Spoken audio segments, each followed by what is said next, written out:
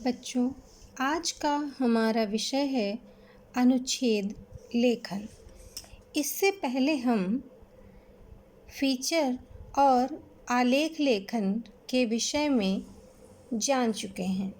आज हम अनुच्छेद लेखन के विषय में जानेंगे। अनुच्छेद लेखन के समय ध्यान देने योग्य बातें। अनुच्छेद अधिक से अधिक 100 शब्दों का होना चाहिए। यानी कि अनुच्छेद में शब्दों की अधिकता 100 से अधिक नहीं होनी चाहिए। वाक्य छोटे छोटे और एक दूसरे से जुड़े हों। वाक्यों में जुड़ाव होना अत्यधिक आवश्यक है।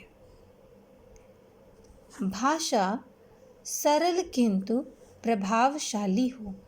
भाषा ऐसी होनी चाहिए कि वह कोई भी व्यक्ति पढ़े उसको समझ में आसानी से आ सके।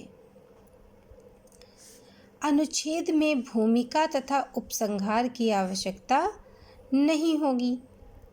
जैसे हम आलेख में जब लिखना प्रारंभ करते हैं तो आरंभ में ही हम उसकी भूमिका बनाते हैं। पहले भूमिका लिखते हैं कि आखिर इस आलेख में हम क्या लिखने वाले हैं, और उसके पश्चात मध्य में हम उस विषय का विस्तार लिखते हैं और तत्पश्चात अंत में हम उपसंहार अर्थात जो भी उसका निचोड़ निकला है या फिर जो भी उसका हम उपचार कर सकते हैं वह हम लिखते हैं। और अनुच्छेद में इस प्रकार की भूमिका या उपसंहार की आवश्यकता नहीं होती। यदि हम अनुच्छेद के आरंभ में अनुच्छेद से संबंधित सूक्ति, उदाहरण या कविता की पंक्ति लिख दें तो अनुच्छेद प्रभावशाली बन जाता है। कहने का तात्पर्य यह है कि अनुच्छेद लिखते समय प्रारंभ में ही या तो कोई सूक्ति या उससे संबंधित कोई उदाहरण या किसी भी कविता की 1-2-4 पंक्तियाँ यदि अनुच्छेद के आरंभ में ही हम लिख देते हैं तो हमारा अनुच्छेद प्रभावशाली बन जाता है। तो बच्चों, जब भी आपको आलेख लिखने के लिए परीक्षा में आता है तो उसमें आपको कुछ रूपरेखा भी दी रहती है।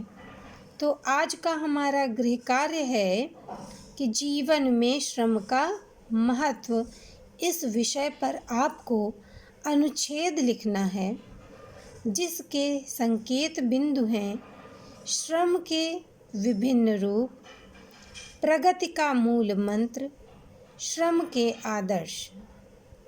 दोबारा देख लेते हैं। जीवन में श्रम का महत्व, इस विषय पर आपको अनुच्छेद लिखना है जिसके संकेत बिंदु हैं श्रम के विभिन्न रूप, प्रगति का मूल मंत्र, श्रम के आदर्श।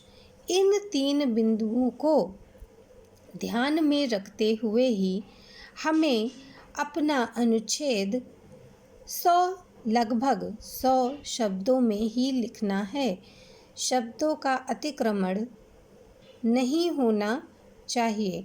यदि इससे अधिक शब्दों का प्रयोग हम अपने अनुच्छेद में करते हैं, 110, 120 या 150 तक हम पहुंच जाते हैं, तो वहीं पर हमारे नंबर कम हो जाते हैं। क्योंकि किसी भी तथ्य को लिखने के लिए यदि शब्दों की हमें वैधता दी गई है तो हमें इसका ध्यान अवश्य रखना चाहिए। किसी भी चीज़ के अतिक्रमण से सदैव बचना चाहिए। जितना कहा जाए उतना ही करना चाहिए। इसलिए इन संकेतों को ध्यान में रखते हुए हम अनुच्छेद लेखन करेंगे। हमारे विषय में जीवन में श्रम का महत्व में उसके रूप, श्रम के रूप, प्रगति का मूल मंत्र कौन क्या है? श्रम है। और श्रम के क्या आदर्श हैं, इसको दर्शाते हुए अपना अनुच्छेद लिखना है। धन्यवाद।